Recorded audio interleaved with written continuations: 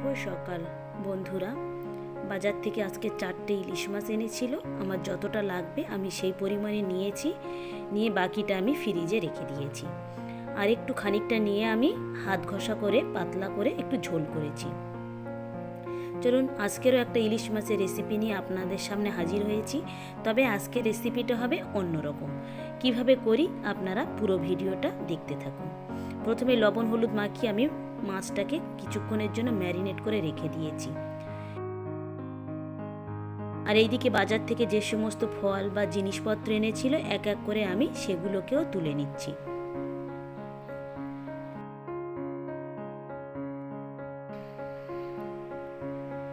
রান্নার জন্য প্রথমেই আমি প্যানে তেল দিয়ে দিয়েছি পরিমাণ মতো। আর এখানে আমি ফোড়নে দিয়েছি কালা জিরে, কয়েকটা কাঁচা লঙ্কা। ঝালটা অবশ্যই আপনারা আপনাদের স্বাদ অনুযায়ী বাড়িয়ে কমিয়ে নিতে পারেন।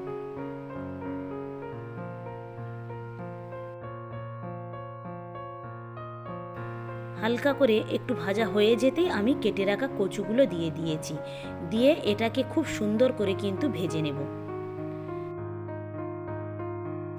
এখানে আমি স্বাদ মতো লবণও দিয়ে দিয়েছি। দিয়ে খুব সুন্দরভাবে ধীরে ধীরে আমি এই কচুগুলোকে ভেজে নিচ্ছি।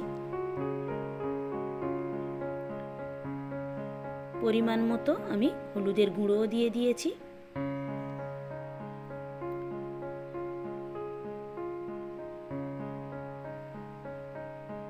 দেখেই বুঝতে পারছেন আমি খুব সুন্দরভাবে কিন্তু এটাকে আমি ভেজে নিচ্ছি। তবে আমি এখানে কিন্তু কোনো জল ব্যবহার করিনি। একদম লো ফ্লেমে দিয়ে আমি ধীরে ধীরে এই কচুগুলোকে ভেজে নিচ্ছি। খুব সুন্দরভাবে ভাজা হয়ে যেতেই আমি কেটে রাখা বেগুন দিয়ে দিয়েছি। একটা বেগুনকে আমি 8 টুকরো করে আমি এখানে দিয়ে দিয়েছি। এবারে খানিকটা সরিষা বাটা দিয়েছি। ইলিশ মাছের রেসিপি হবে কিন্তু সরিষা না দিলে কি হয়, সেই জন্য আমি এখানে একটু সরিষা বাটাও দিয়ে দিয়েছি। এবারে আমি এখানে দিয়ে দিচ্ছি পরিমাণ মতো ঝোল।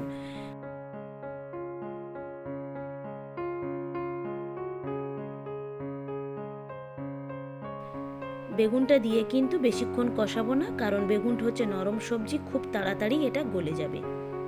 একটা ঢাকায় ঢেকে দিয়েছি জলটা ফোটা পর্যন্ত।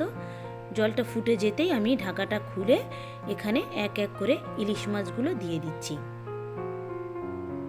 অনেকে হয়তো মনে করতে পারেন যে তরকারি হতে হতে মাঝখানে যদি কাঁচা মাছ দেয়া যায় তাহলে হয়তো কাঁচা মাছের গন্ধ হবে, কিন্তু কোনো গন্ধ হবে না। আপনারাও বাড়িতে এইভাবে একবার হলেও তৈরি করে দেখবেন, খেতে অসাধারণ লাগবে।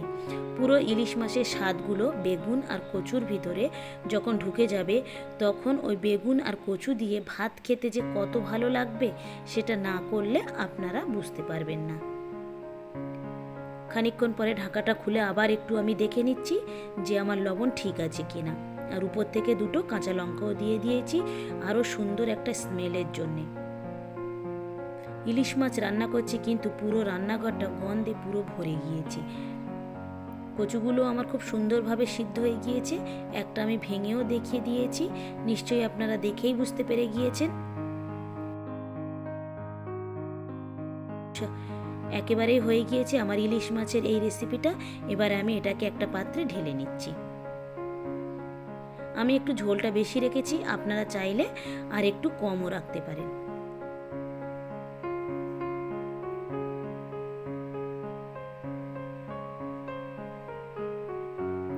এখানে কিন্তু আমার একটাও বেগুন ভেঙেও যায়নি, কোনো কচুও কিন্তু আমার এখানে ভেঙে যায়নি। আপনারা ঠিক এইভাবে রান্না করে দেখবেন, খেতে কিন্তু অসাধারণ লাগবে। কালারটাও কিন্তু খুব সুন্দর এসেছে। এখানে কিন্তু পুরো রেসিপিটা আমি কাঁচা ঝাল দিয়েই তৈরি করেছি, কোনো শুকনো লঙ্কা কিন্তু আমি ব্যবহার করিনি। আজকে রান্না হয়েছিল আমার হাত ঘষা করে ইলিশ মাছের পাতলা ঝোল, চাল কুমড়োর তরকারি আর বেগুন কচু দিয়ে ইলিশ মাছের তরকারি। এই ছিল আজকে দুপুরে আমাদের মেনু।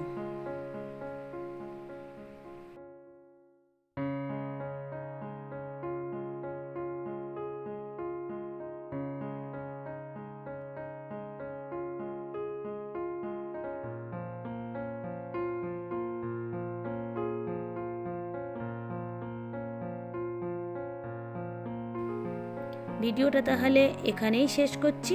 ভালো থাকবেন, সুস্থ থাকবেন, আর ব্লগটি কেমন লাগলো অবশ্যই জানাবেন। ভালো লাগলে একটা সাবস্ক্রাইব করে দেবেন। দেখা হবে পরবর্তী ব্লগে।